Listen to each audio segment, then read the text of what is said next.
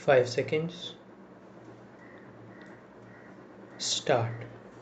If you scan the history of the railways in this country, you will see that it was the presidency towns Bombay, Madras, and Calcutta that determined the pattern of our railways as well as of our industrial and economic growth.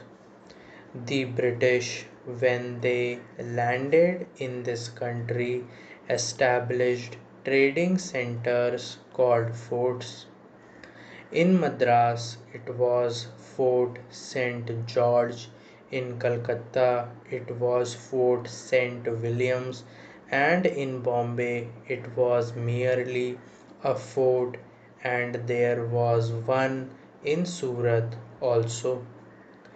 It is these trading establishments which determined the pattern of government, the pattern of administration, and every other pattern under the British regime. They constructed the railways, they established the industries, they located their armies with reference to these three presidency towns. This idea of the presidency towns determining the pattern of our social structure, industrial advancement, and the system of our railways still persists. That is the mental lag that is hampering the vision of the Planning Commission, the Railway Board, and the Railway Ministry. Sir, once I happened to travel from London to Rome by train. Another time I had to travel from Moscow to Leningrad by train.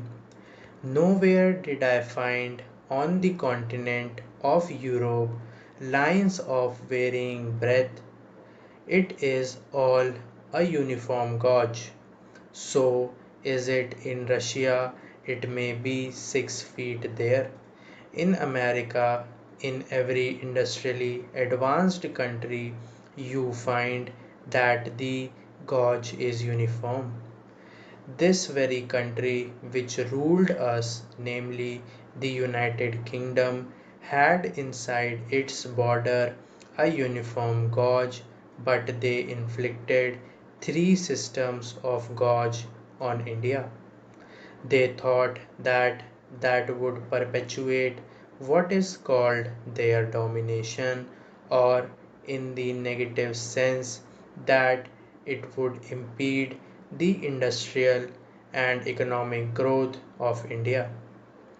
Secondly, it would make India always the customer and purchaser of lines and locomotives and rolling stock from the United Kingdom. In the old days, I am told, it is the government which built the broad gauge lines, and it is the private companies that took to this meter gauge and the narrow gauge, though they may not have had the distinction of private and public sector in view then.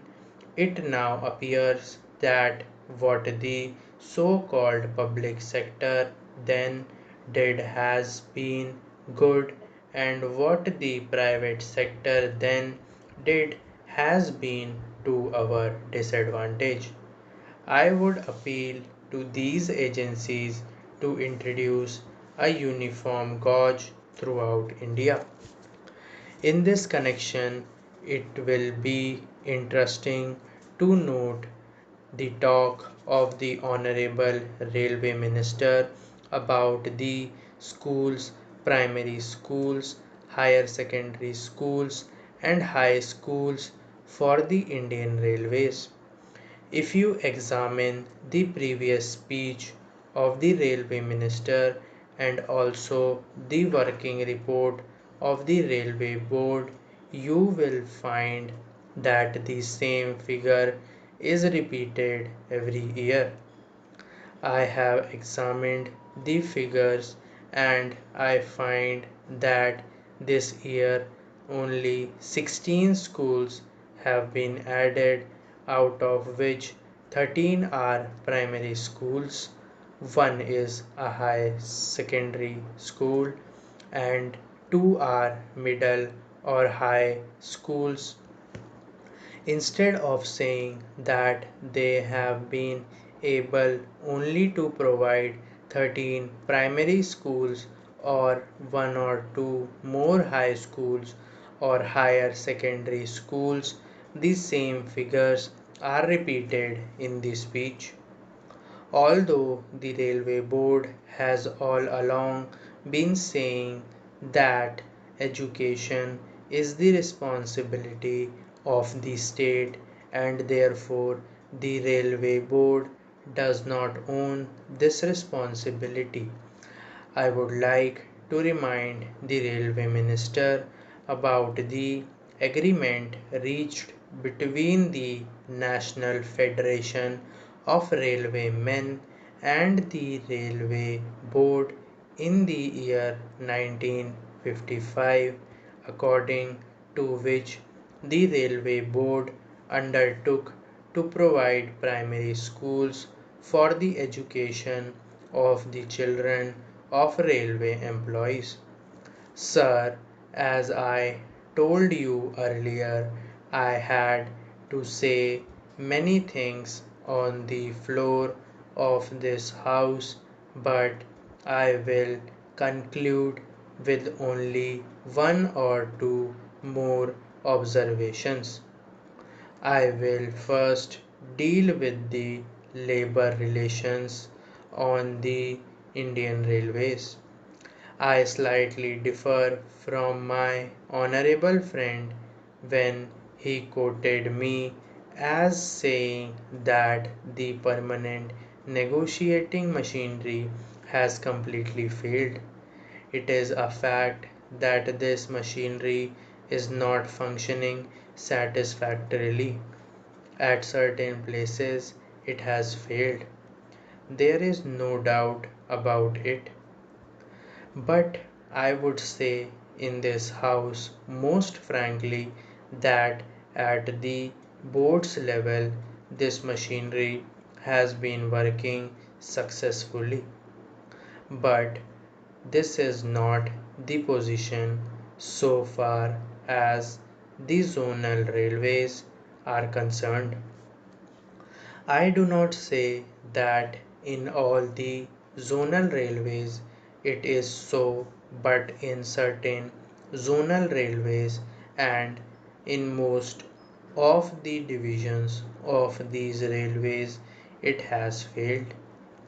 I was expecting that the railway minister would examine the working of this machinery in all the railways. What is the greatest defect in this machinery? This machinery suffers to the extent that at the board level, if there is difference of opinion between the railway board and the railway labor, no arbitration machinery is provided to settle the disputes. The provisions in this machinery is that as and when an occasion arises on ad hoc tribunal would be set up by government.